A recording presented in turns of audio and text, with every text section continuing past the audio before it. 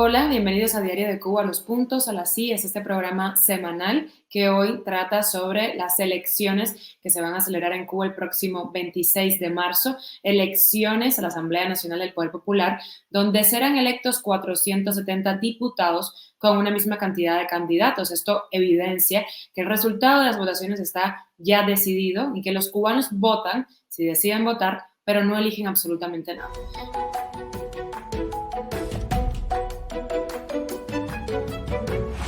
Precisamente haciendo alusión a esto, las organizaciones Transparencia Electoral y Demo ANLAT promueven una campaña llamada Cuba dice no a la dictadura, con recogida de firmas en las que exigen elecciones libres en el país. Agrupaciones políticas y organizaciones de la sociedad civil cubana promueven la abstención como forma más segura de expresar el rechazo popular a la dictadura de cara a estos comicios. Para hablar de estas elecciones del próximo 26 de marzo, nos acompaña Jesús Delgado, él es coordinador de Demo ANLAT. También está con nosotros Luz Escobar, periodista y activista, y Boris González Arenas, periodista y activista cubano. Quiero empezar con Jesús, hablando de pues, esa tendencia al descenso en las votaciones, ¿no? Hemos visto un descenso de la participación ciudadana en Cuba, en las elecciones municipales. Estadísticamente, según los datos que ustedes tienen, ¿crees que se mantendrá esa tendencia en las próximas elecciones?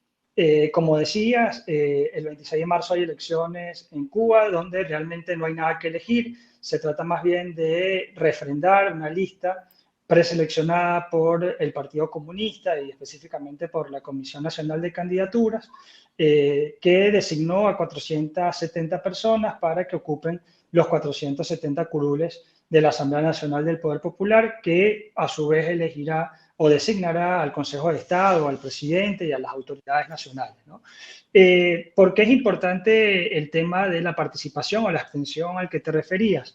Porque en unas elecciones donde no hay nada que elegir, en los regímenes cerrados, las elecciones se usan entre las funciones que tienen para buscar legitimar al régimen, ¿no? Y esto Cuba lo ha hecho desde que este régimen que llegó en el 59 comenzó a hacer este ejercicio de votaciones, vender al mundo, ¿no? De que es un régimen legítimo, que es un régimen que tiene apoyo y que si bien no hay nada que elegir, no hay multipartidismo, no hay competencia electoral, sí hay algún tipo de apoyo a través de la participación electoral. Pero como tú decías, se empieza a dar un fenómeno, sobre todo desde el año 2013, en el que empieza paulatinamente a bajar la participación, si bien no de manera rotunda, sí de manera sostenida, y el año pasado se rompieron los récords, ¿no?, de abstención histórica del régimen cubano. En primer lugar, en el referendo del Código de las Familias, donde además de abstención hubo un gran porcentaje de rechazo a la propuesta oficial, y luego en las elecciones a las asambleas municipales el 27 de noviembre, con más de 30% de abstención, y si se suman los votos en blanco y votos nulos, llegamos casi a un 40% de quienes participaron en el proceso electoral decidieron o abstenerse o votar en blanco y nulo. ¿Qué se espera para esta elección donde se profundizó la crisis económica, la crisis política? Hay más de 1.000 presos por razones políticas, presos de conciencia. Hay una pauperización de las condiciones de vida, que se profundice también la abstención como una forma de rechazo al régimen. Pasemos a Luz para hablar de la campaña del no. ¿En qué consiste esa campaña, Luz? Primero que todo hay que decir que esta campaña es una campaña promovida desde la sociedad civil por diferentes actores que durante años se han dedicado en Cuba no solo a monitorear lo que pasa en Cuba desde el punto de vista electoral, sino que son opositores que tienen proyectos de partidos opositores, que tienen proyectos de activismo que le hace directamente oposición al régimen cubano, ¿no? Esto es algo que hay que decir porque, bueno, en algunos spaces que ha organizado la campaña se ha visto una tendencia a decir que de alguna manera con la observación, por ejemplo, quieren darle legitimidad al gobierno, cosa que es muy absurda porque la campaña que promueve directamente la abstención de manera que se le haga rechazo a la dictadura. O sea, la campaña es muy clara, no a la dictadura, no votar, abstención, Lo que pasa es que quieren, desde la campaña, apoyar a estos grupos dentro de la sociedad civil que durante años han venido ejerciendo su legítimo derecho de observar para denunciar lo que está mal. Sabemos que en Cuba hay una ley electoral que, por muy imperfecta que sea, tampoco se cumple. Ellos están violando todo el tiempo lo que está establecido dentro de la propia ley. Entonces yo creo que la campaña tiene ahí un punto muy polémico, pero a la misma vez para mí muy válido, porque se trata de personas que están en Cuba poniendo el cuerpo, que durante muchos años han hecho eso para denunciar al gobierno, no lo han hecho en ningún momento para validar el proceso, sino todo lo contrario. Además de eso, son datos muy útiles para la prensa independiente. Como periodista, lo agradezco muchísimo porque cuando vas a hacer una nota sobre lo que está pasando desde el punto de vista de las elecciones, tienes ahí para contrastar, porque son personas que van a los colegios y que recogen lo que ellos ven, no solamente a nivel físico, sino a nivel de datos, copian lo que está en las boletas que ponen afuera del colegio electoral, observan, por ejemplo, cómo se organiza la mesa, a qué hora abren, a qué hora cierran. Yo creo que es muy útil eso que ellos hacen y yo creo que es muy válido que la campaña apoye a estas personas. No se trata de algo que inventó esta campaña, sino una herramienta que ha utilizado la campaña para tener un punto más. Se trata al final de arrebatarles al gobierno ese triunfalismo en los titulares después de una elección. Yo creo que en las municipales pasadas se logró con ese 31% de abstención. Y fue un éxito, o sea, cuando tú te pones a comparar los datos desde 1976 que empezaron a hacer elecciones, por ejemplo, en el 84 hubo un 98% de participación y en el 2017 un 91%, ahí bajó. Y si lo comparas con este último que hubo, te das cuenta que el bajón es terrible y eso para ellos es fatal porque ellos viven del triunfalismo, de la narrativa épica, de los discursos estos triunfalistas y mientras más podamos arrebatarle a ellos esa narrativa, ese discurso que los hace posicionarse ante el mundo con una legitimidad que muchísimos gobiernos los reconocen como gobierno y no como una tiranía, una dictadura, una mafia, entonces yo creo que es un punto más a favor de la causa por la democracia y la libertad de Cuba. Esta campaña, además, es una campaña que en las redes sociales ha tenido muchos matices a la hora de ver el tema de las elecciones. Ha ido a la represión, al hambre, a llamar a los policías también a estar de parte del pueblo. O sea, es una campaña que hasta ahora ha hecho como un paneo bastante completo dentro de la sociedad civil.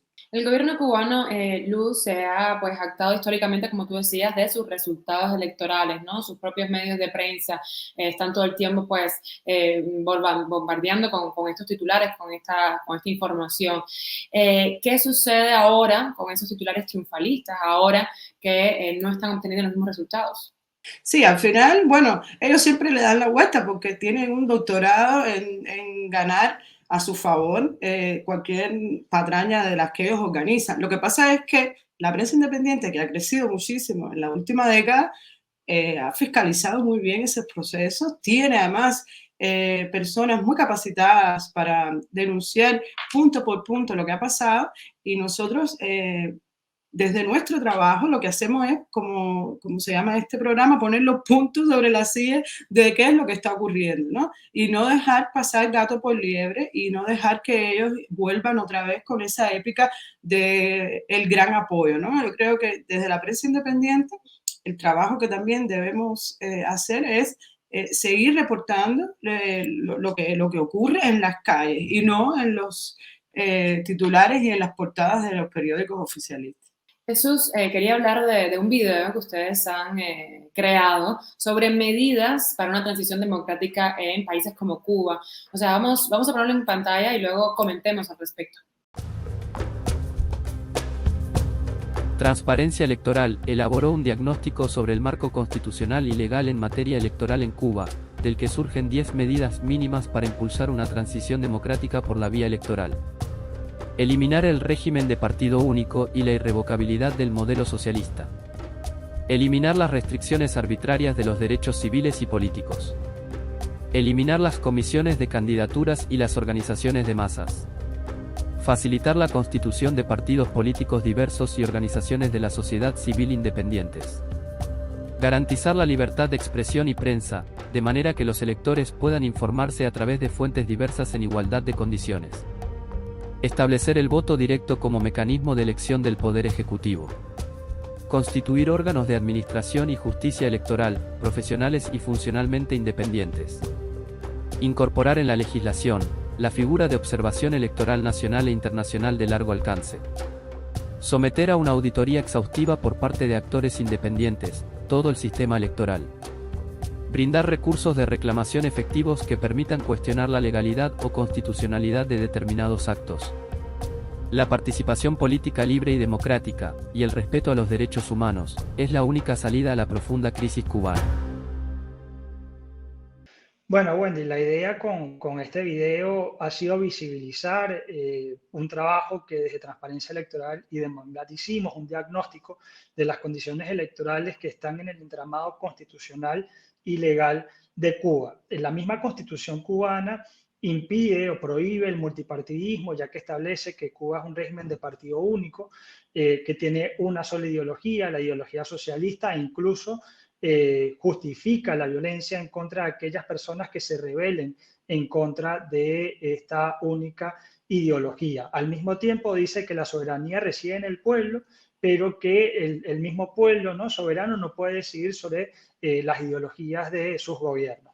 Entonces, lo que nosotros hemos hecho es identificar en la Constitución y la ley cuáles son las disposiciones que habría que cambiar para en verdad promover una transición democrática a través de elecciones. Son 10 medidas, son medidas mínimas, son necesarias pero no suficientes. Con esto no basta, no vale de nada cambiar estos 10 puntos si no se cambia, por ejemplo, el Código Penal, si no se cambian todas las leyes que restringen el ejercicio de las libertades, pero en materia de derechos políticos y específicamente de elecciones, nosotros proponemos eliminar esta disposición de que sea un régimen de partido único, es decir, abrir a un régimen multipartidista que exprese la diversidad de la población cubana. Lo mismo con la ideología, no se puede establecer una ideología en una constitución. Lo que se tiene que establecer es el derecho del pueblo como soberano a elegir libremente a sus representantes.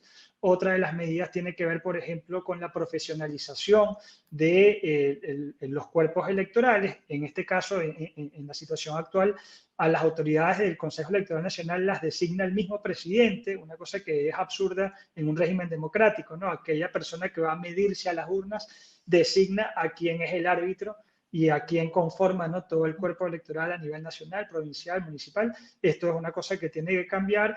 Tiene que establecerse un Estado de Derecho donde haya independencia de poderes, donde haya una justicia electoral independiente que ampare los derechos de las personas cuando sus derechos políticos sean violentados. Por ejemplo, se tiene que facilitar además la constitución de organizaciones de la sociedad civil que puedan auditar el proceso electoral. Se tiene que abrir a una auditoría general en la fase preelectoral, electoral y postelectoral, todo el proceso que lleva a cabo el Consejo Electoral Nacional, de manera que haya garantías, de que haya de alguna manera pruebas de que el sistema electoral funciona de manera adecuada, profesional, apartidista, independiente. Otro de los puntos muy importantes es que la presidencia, digamos, el Ejecutivo tiene que elegirse por voto directo. No como sucede en este caso en Cuba, que es designado el presidente por el Consejo de Estado y por la Asamblea Nacional. Entonces, lo que hemos intentado, Wendy, es proponer al menos 10 medidas que sirvan de ruta, ¿no?, como una hoja de ruta. Nosotros queremos insistir en que con esto no es suficiente. Hay que abrir esta ruta, ¿no?, a otros temas que tienen que ver con el ejercicio de los derechos políticos y civiles y que son fundamentales para poder hablar de elecciones democráticas, pero sí son 10 puntos básicos fundamentales para poder empezar a transitar esa ruta. Vamos con Luz, pero bueno, es una pregunta extensiva para los dos. ¿Qué impacto cree que tiene esta campaña, una campaña de continuidad, en las cifras a la baja que se están viendo en las últimas votaciones en Cuba? Esta campaña, como bien tú dijiste, es continuidad de la anterior, cuando en las municipales también desde la sociedad civil se hizo un llamado a no votar. O sea, ahora mismo esto se trata de organizarse mejor, de tratar de buscar también un impacto desde lo visual. Sabemos perfectamente que en este mundo digital no solamente textos y análisis tienen impacto, sino también lo audiovisual, un video que pueda llegar a más personas, que la gente pueda descargarse y compartir con otro amigo y llegar a más personas. Yo creo que la otra campaña tuvo éxito, se vieron en los resultados, y esta ha ido también poco a poco creciendo. Yo creo que mientras más personas hagan suya la campaña, más alcance tendrá. O sea, hay muchos activistas que se han sumado y han hecho la campaña prácticamente propia. Hay varios ejemplos de esto y yo creo que eso puede multiplicar el alcance de la campaña. En la medida en que tú como persona te sumes a la campaña, tu red de amigos, tu red de familia puede participar también. Y así es la manera de llegar a más personas. Esta es la manera de llegar a más personas porque en Cuba ya sabemos que el gobierno tiene el monopolio de toda la prensa oficial, de la televisión, de la radio, y no siempre los medios independientes tienen el alcance para llegar a todas las personas. De tú a tú, de persona a persona, muchas veces el impacto es más grande. Y yo creo que esta campaña apostaba a eso, a que la gente haga suya la campaña y la comparta con el que tiene más cercano.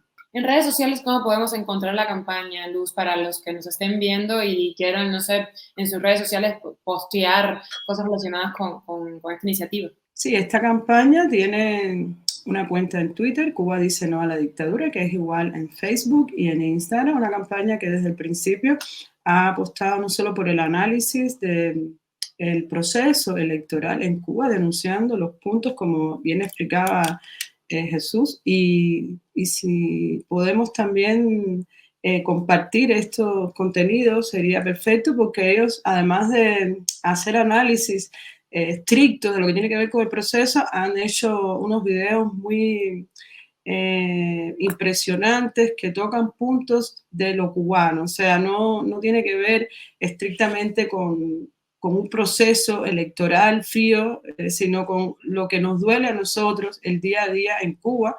y por qué esos dolores pueden influir para ese día decir que no. O sea, durante todo el tiempo que estamos sufriendo en Cuba, estamos diciendo esto es una dictadura, que ganas tengo que termine, pero ahí en esos videos yo creo que se pueden encontrar buenas razones para no ir a votar ese 26 de marzo. Por fallas técnicas, Boris González Arenas no pudo estar con nosotros hoy conectados aquí con Jesús y Luz, pero nos ha mandado un video sobre el contexto que se realiza esas elecciones el próximo 26 de marzo y la naturaleza de este tipo de votación. Mira, cuando tú vas a observar lo que llaman sistema electoral en Cuba, lo primero que tienes que observar es que esos candidatos a diputados de la nación, exceptuando los que ya son políticos comunistas, o sea, todos esos que surgen nuevos, eso siempre hay como una cantidad de candidatos novedosos en el sistema, y tú buscas esa cantidad de candidatos novedosos, buscas sus nombres, porque los miras en el noticiero, los miras en la prensa escrita, y buscas sus nombres en Google y vas a ver que no aparecen. Y no aparecen porque esas personas solamente son funcionarios. Esas personas no tienen ninguna carrera política y ninguna carrera en especial que los haga atractivos a la población cubana. Esas personas han sido elegidos, nominados por una entidad, no han sido nominados por el ciudadano ni por una serie de partidos políticos que agrupen a los ciudadanos. Esas personas han sido nominados por una entidad que existe desde la primera ley electoral comunista, que es del año 76 o 78, creo que 76, que se llama Comisión de Candidaturas. Esto puede preguntar qué es, pero no tiene ningún interés. Ese es un sitio donde se reúnen varias personas elegidas por alguien y deciden quiénes van a ir a las boletas el día de las elecciones. Entonces, claro, deciden personas que son afines a ellos, afines al gobierno y que han sido filtradas por el gobierno comunista. El resultado es este que te digo. O sea, cuando tú buscas sus nombres, tú dices, bueno, esta mujer que de pronto ha surgido como una candidata del municipio X de Villa Clara, ¿quién es? Vamos a buscarla en Google. Y la primera noticia que vas a ver de un periódico cubano, de una publicación oficial o nacional o algo por el estilo, es precisamente esa que tú estás leyendo. Eso demuestra que esas personas no son candidatos de la nación, son candidatos del comunismo, son candidatos del castrismo. Y lo más probable es que han tenido incluso formación. El comunismo no se ha escondido para decirte que todos estos candidatos son del Partido Comunista de Cuba. El Partido Comunista de Cuba tiene un sistema de formación política, que habría que decirle sistema de deformación política, que es primero municipal, lo tiene provincial y lo tiene nacional. O sea, el castrismo está muy claro de cómo necesita formar a sus cuadros, lo ha tenido claro siempre. Y estas personas han sido precisamente formadas por esa vía y serán, sin duda serán, los representantes del castrismo una vez que estén en los órganos de dirección del país. Eso da como resultado lo que estamos viendo en Cuba. Cada vez que uno de estos sujetos habla, lo que adivina, lo que atina a hacer, es decir, una sarta de estupideces. Es impresionante cómo tú puedes tomar el discurso de un gobernador provincial como el gobernador de Holguín, la provincia donde estaba el fuego, estaba aconteciendo ese fuego terrible, tomar las palabras que él dijo y ponérselas a Díaz-Canel en una visita a una fábrica de plásticos, que el otro día hicieron una foto y lo pusieron con vasos plásticos y muelles, como observando la producción de una fábrica, y ponérsela, porque es más o menos lo mismo. Es algo como, están dadas todas las condiciones para incrementar la producción, están dadas todas las condiciones para atajar el problema. Es gratificante ver que los recursos humanos son los necesarios y el país tiene depositada toda la confianza en estos sujetos.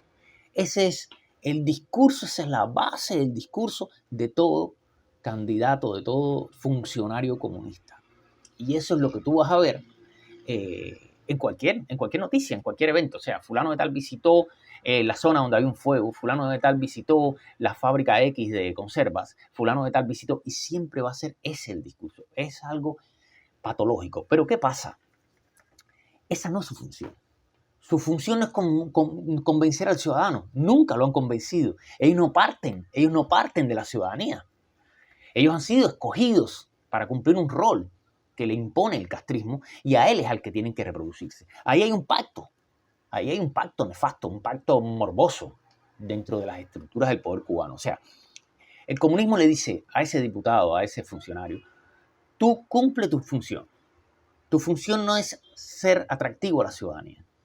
Cuando esa falta de atractivo que tú tienes haga crisis, 11 de julio, agosto del 94, fechas de ciclones, nosotros los vamos a destruir. Nosotros vamos a destruir a ese ciudadano que te detesta, que no te acepta. Tú por ese ciudadano no te preocupes, porque a él lo vamos a someter. Y eso es lo que nosotros estamos viendo. O sea, el sistema electoral comunista es parte del gran sistema de sometimiento del ciudadano por parte del comunismo o por parte del castrismo. Yo siempre informo, yo siempre digo, o sea, el castrismo es la versión criolla del comunismo. Entonces, esa es, y el sistema electoral comunista es la base, es el primer paso. Ninguna de estas personas nos van a representar. Ninguna de estas personas van a hacer nada por nosotros. Es así. O sea, nosotros en estos momentos estamos asistiendo al deterioro pavoroso de la nación. Hace poco se hizo público, gracias a la relevancia de la persona que solicitó ese medicamento, una escritora, se hizo público. La escritora no tiene un medicamento básico, eso es lo que le llamamos en Cuba de tarjetón, que son el sistema, bueno, las medicinas se distribuyen. Hay un monopolio estatal de distribución de medicinas, está prohibido otra vía de distribución de medicinas, y ese monopolio estatal no da medicinas. Entonces esta escritora hizo público que un medicamento que necesita, creo que es para el Parkinson, lleva meses sin consumir, sin tenerlo, y que si deja de consumirlo pierde su movilidad, o sea, se pone muy mal. Pero como eso hemos leído en las redes sociales que no hay marcapasos, que no hay prótesis de caderas, que no hay lentes para los que necesitan operarse las cataratas. O sea, el comunismo ha abandonado absolutamente, no ya el abandono que tenemos hace 30 o 60 años. En este momento el comunismo ha abandonado absolutamente el servicio sanitario, que además monopoliza, porque es un servicio que da él. Y ese ciudadano no va a tener en ninguno de esos diputados la sensibilidad ni la humanidad de, ¿cómo decir?, ejercitar el cambio, ejercitar la transformación. Los que tienen esa humanidad, primero que nada, están en prisión.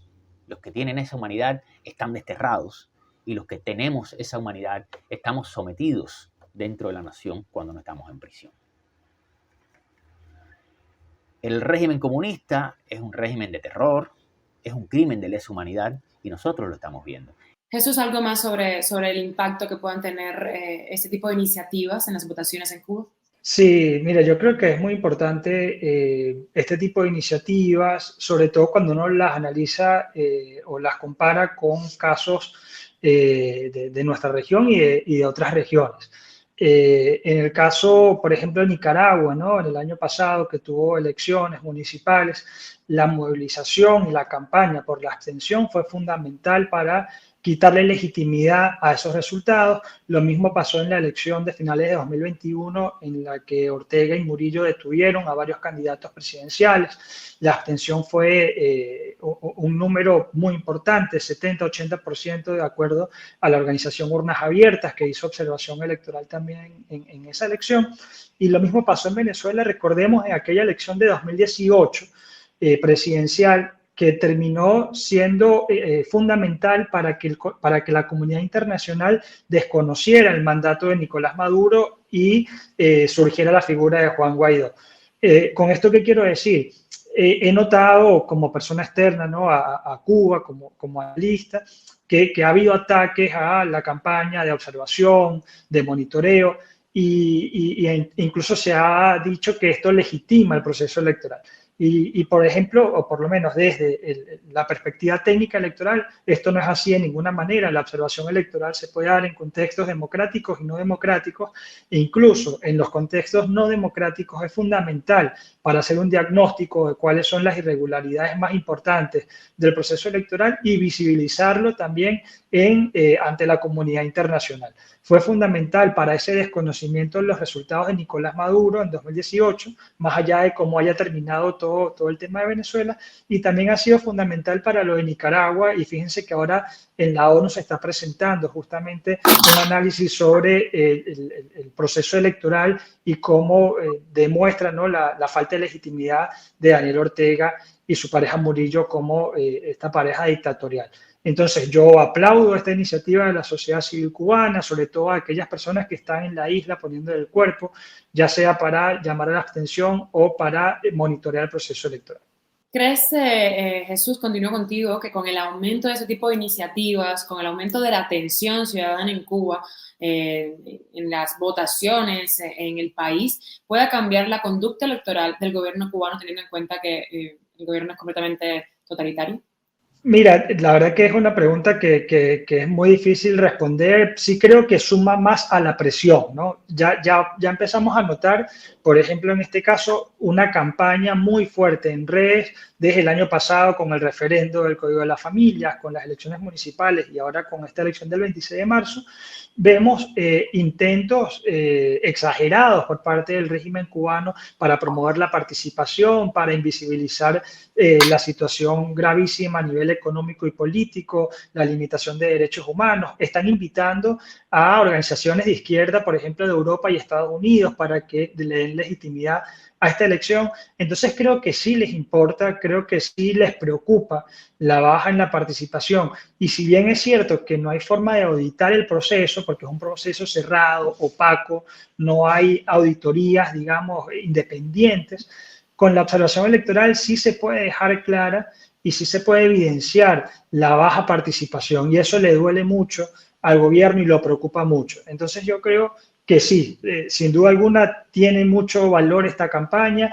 No sé en qué va a terminar, pero sí puedo decir que va a generar mayor presión al gobierno para que se piense en implementar algunos cambios que den voz a la mayor parte de la población descontenta. Luz, te he visto asentir mientras Jesús hablaba del tema. No sé si quieres aportar tu opinión al respecto. Sabemos que la dictadura no va en lo más mínimo a aflojar por una petición, pero coincido con Jesús que se suma a la presión. Desde la sociedad civil cubana se ha hecho muchísima presión para denunciar la situación de los presos políticos, de la falta de libertad de expresión, en fin, de la miseria que se está viviendo en Cuba. Entonces yo creo que si hay un contexto ahora electoral, el punto que toca es denunciar que eso es una farsa electoral, que de ahí no está ocurriendo absolutamente ningún tipo de votación legítima, ¿no? A esto yo quisiera sumar un punto que también ha señalado la campaña, que es el punto que los cubanos que están en el exterior, a no ser que estén en misión oficial, no tienen derecho al voto. Hay muchos presos también que no lo tienen porque ya por ley viene como castigo, además de la condena, te quitan el derecho al voto. Entonces, hay un gran por ciento de la población cubana que queda excluido de estas elecciones. Además de eso, con toda la ola migratoria que ha sufrido el pueblo, también hay una baja del padrón electoral y ellos no han actualizado el censo que tocaba ahora en este año hacer, y o sea, en este año que pasó a hacer. Y yo creo que ahí también es un punto que la campaña ha insistido en que si vas a abstenerte, también es muy útil que vayas al colegio y te revises en la lista, porque si no, no cuentas como abstención. O sea, si no te ponen en el padrón electoral y estás en la lista de los que tienen derecho al voto, no cuentan. Por ejemplo, yo que salí de Cuba en octubre, por ley debería estar en la lista, ¿no? Y muy probablemente este tipo de cosas ocurran, que quiten a personas, que pongan para tener menos porcentaje. O sea, ellos al final están haciendo todo el tiempo una trampa de que quitarse de arriba a personas que ellos consideran que no van a ir a votar de todas formas, ¿no? Entonces, si tú no vas a ir a votar, la tarea para que ese por ciento se incluya como abstención es ir y buscarte en la lista y estar segura de que estés. Estos puntos lo ha señalado la campaña, me parece también muy útil que las personas estén al tanto de esta situación, de la exclusión de muchos cubanos y de estar al tanto del padrón electoral. Muchísimas gracias por estar con nosotros hablando de este tema. Jesús Delgado, coordinador de Demoanla, también Luis Escobar y Boris González Arenas, periodista y activista. Nos mantenemos en contacto.